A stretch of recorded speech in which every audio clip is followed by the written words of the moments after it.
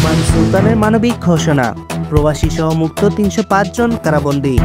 Oman সুলতানের শাসন ক্ষমতা গ্রহণের দিবস উপলক্ষে সাধারণ ক্ষমা পেয়েছেন ৩০০ জনেরও বেশি কারাবন্দী। প্রচলিত বিশিষ্টজনের নিয়ম মেনে সুলতান থাইন্স বিন তারকিন ৩০৫ জন ব্যক্তিকে ক্ষমা ঘোষণা করেছেন।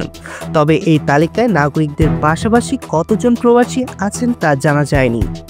১১ জানুয়ারি অর্থাৎ শনিবার সুলতানের শাসন ক্ষমতার ৫ বছর পূর্ণ হয়। দিনটি সাপ্তাহিক ছুটির দিন হওয়ায় আয়োজনের অন্যবারের তুলনায় কম থাকলেও বাসিন্দাদের মধ্যে ছিল উৎসবের আবহ। প্রবাসীরা বিভিন্নভাবে সুলতানের প্রতি ভালোবাসা প্রকাশ করেছে। রোববার বিশেষ ছুটি ঘোষণা করা হয়েছে আগেই। এই দিন আতশবাজি সহ ওমানে আরও কয়েক রকমের আয়োজন হওয়ার কথা।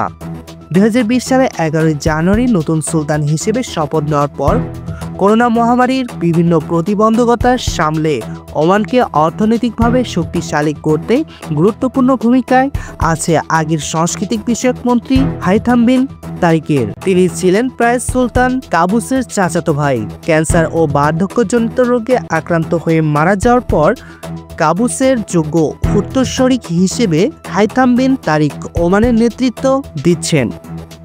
ধন্যবাদ সবাইকে। পরবর্তী নিউজ আপডেট পেতে প্রবাসী নিউজ 24-এর সাথে থাকুন।